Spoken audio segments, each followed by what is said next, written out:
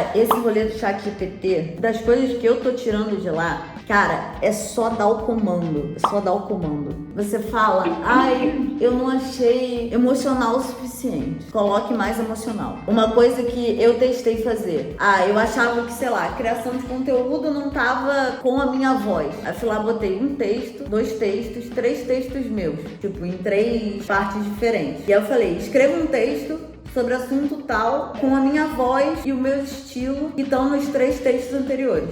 E aí ele foi construir um texto que eu falei assim, meu Deus, que maravilhoso, parece que foi eu que escrevi. Então, é esse tipo de coisa. O que você vai ter que fazer? Você vai ter que ir orientando o chat para ele chegar onde você quer. Você tá ensinando o ChatGPT. Não é um milagre, né? Que nem todo mundo pensa. Vou dar um exemplo ontem. Tava estudando para uma prova da faculdade e aí, passaram 1 milhão de questões pra gente fazer e eu só vi esse 1 milhão de questões depois. Eu já tinha outro 1 milhão de questões feitas, aí mandaram assim, por último, alguém achou e enviou. Aí eu falei assim, cara, nunca vai dar tempo de fazer isso. Eu falei, nem que eu vire à noite, que já não é um hábito que eu tenho, porque eu durmo umas 10 horas quase todos os dias. Eu falei, nada vai fazer eu conseguir fazer todas essas questões para amanhã. Eu falei, eu vou jogar no chat GPT. E aí eu ia pegando as questões, jogava no chat, já tinha eram questões de múltipla escolha, e aí já tinha, escrito, qual a afirmativa correta? E aí ele ia colocando, me dizia qual era a alternativa correta. Foi maravilhoso. Ele dava a alternativa correta e dizia por que as falsas estavam falsas. Então você imagina que,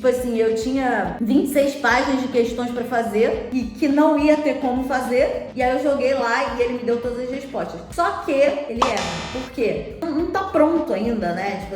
É tipo o Google, né? Se você colocar qualquer coisa no Google, ele vai te dar 1 milhão de respostas diferentes. E aí teve uma questão, ele pedia qual que era o padrão ouro de diagnóstico daquela doença. E aí eu tinha certeza que era uma coisa e o ChatGPT tava falando que era outra. Aí eu fiquei assim, cara, qual que será a resposta? E aí, eu joguei no grupo dos meus amigos e falei, gente, isso aqui, tal. Aí eles falaram, não, é pH-metria. Eu falei, putz, então, o ChatGPT errou. Depois eu perguntei de novo nele, em vez de mandar a questão, mandei a pergunta, qual que é o padrão ouro para diagnóstico dessa doença? E aí ele mandou, pH-metria de 24 horas. Então, você tem que, ao mesmo tempo que você tá jogando aquelas coisas lá, você tem que fazer curadoria, né? Que é o que a gente já fazia com o Google. Já facilitou o trabalho de muita gente, né? Mas ainda é preciso pensar. Se você souber dar os comandos, ele vai fazer qualquer coisa pra você. Igual um programador, você tem que programar pra ele responder o que você quer. E aí você vai trabalhando com texto. Eu acho que o importante do ChatGPT